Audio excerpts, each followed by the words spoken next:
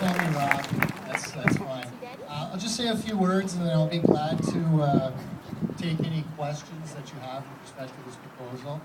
One of the things I would say is, first of all, it goes without saying that Council is well aware of the sentiment of the community, for the most part, with respect to this proposal. We don't need to too much over the head to realize that there's a lot of opposition to what's going on.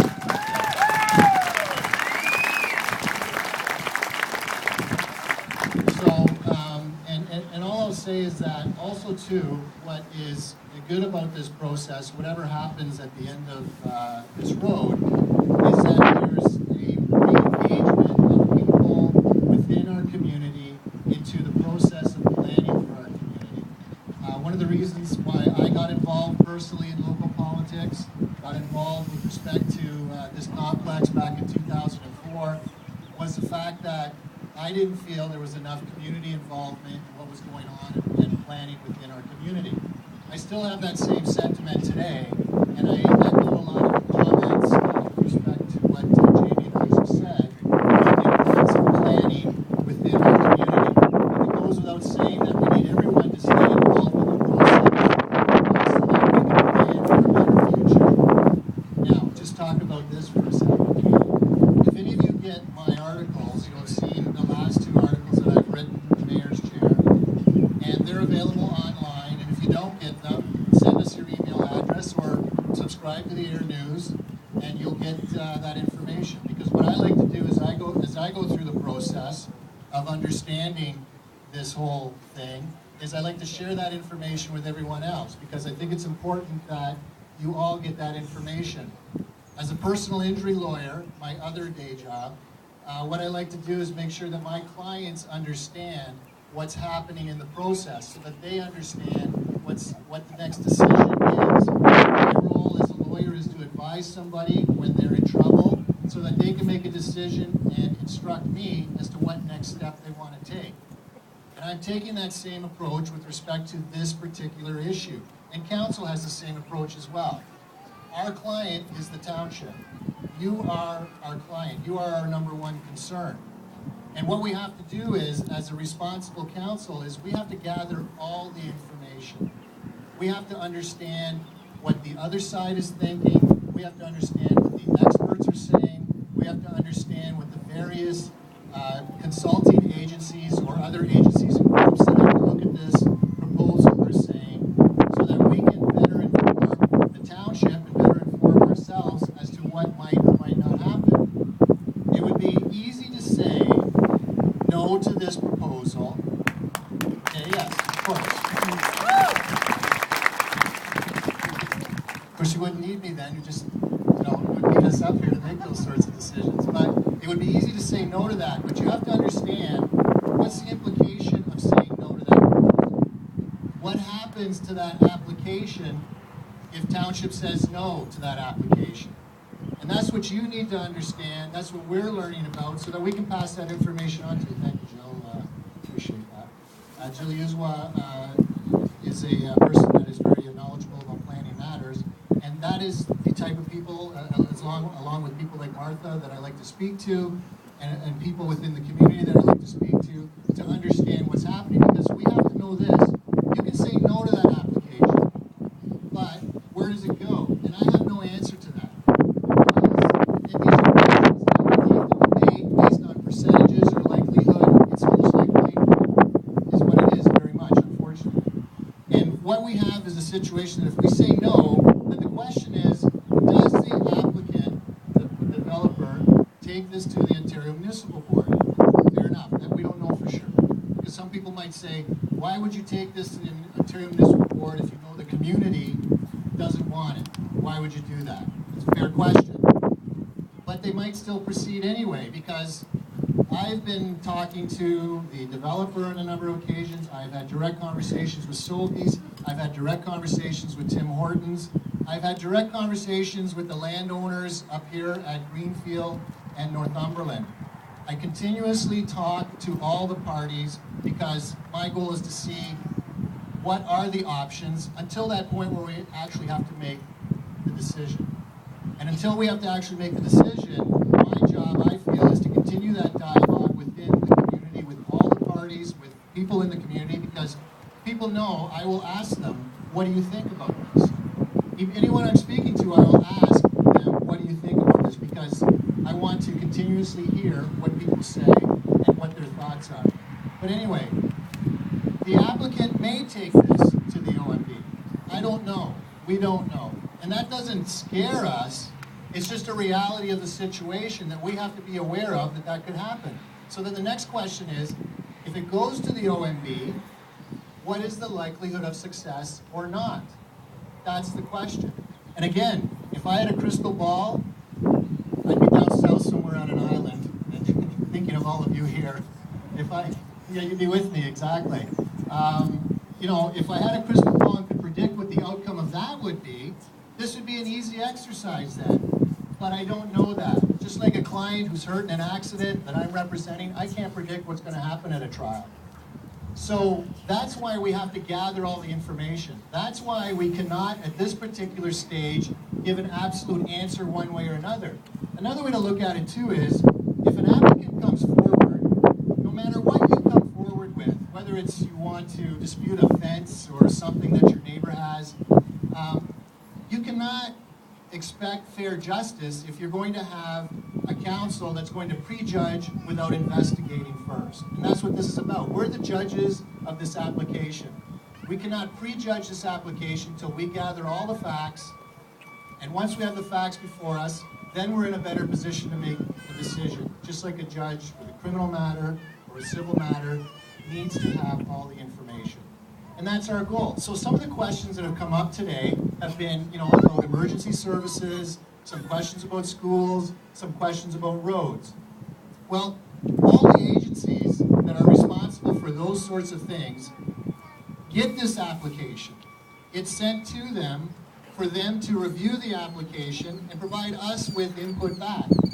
And that's not the consultant's people, although the consultant will have their own people that will comment on all these things. But these are the civil servants who are paid for through our tax dollars, who are hired by regional government. The regional government does review it. It's on Northumberland Street. Fire department, school boards. They review this application, and they come back to us with any issues of concern and tell us whether they think this application meets their criteria. And I can tell you, I have been reading the comments from Save Our Community on Facebook, and I do review the letters and emails that you send to us. And keep doing that.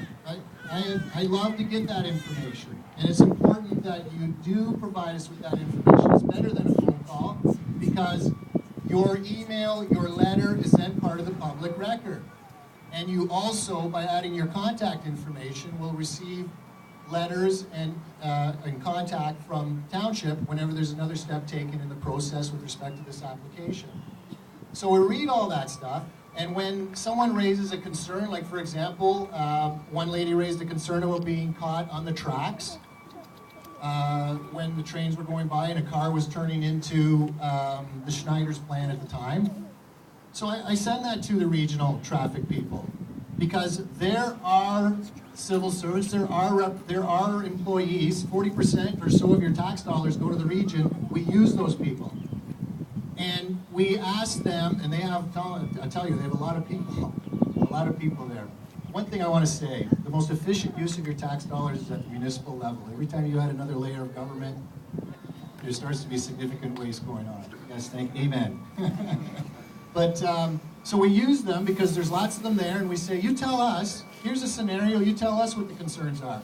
We tell them about the trains, and we tell them about the shunting. We say, you tell us, what are the concerns? Because at the end of the day, if, and I say it's if, this ever goes to an OMB hearing, and that's Ontario Municipal Board, those sorts of decisions are not based on how many people, solely on how many people are out to a meeting. Although I think that may have some impact for sure. But they're going to look at some of the hard facts of the situation as well. So all I can say is we have to wait for our planner. Steve Jefferson is our planner. He's been a planner in this community for many a long time. to do his report. And I have no idea what his report is going to say. And again, his report will not determine how council votes on this. Council is the law-making body of your community. And we're entitled to decide which way we want to go on an application. And if our planner came forward and said he supports the application because of various planning principles or what have you, that doesn't bind the township. Township can vote against that. It happens often. You know, we can make changes and stuff. So we're not bound by that. But we need to see what our planner says coming forward before we can give you a definitive answer. So a lot of the questions that you've raised and a lot of the concerns that you've mentioned here tonight are similar to a lot of the concerns that have been raised on the Save Our Community Facebook site or in the letters that I get. And I have to say that there is great dialogue going on the Save Our Community site, because people, it's not all just bashing, there are constructive thoughts that are put out by people about what you want to see. And I'll talk about some of the other sites in a second too to answer a couple of those questions. We're limited? Why? Oh, okay, I'm sorry. Okay, I'll wrap up.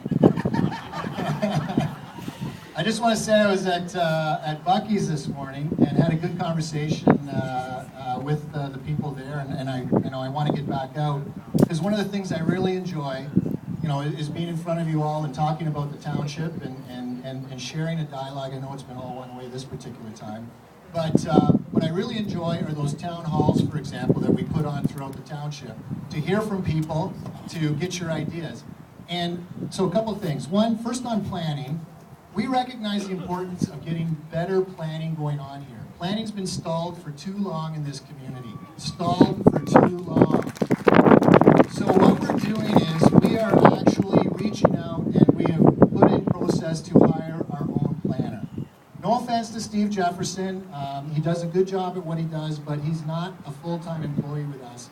We have contracted out planning services, I don't know how long, 10, 15 years maybe. We are at the point and we're at the maturity level and the size of a community that we need our own planner, so we have full-time attention to our needs and plans for our future. We have our official plan that we're working on or will be working on, and that's why we need a planner to assist us in working us through that process.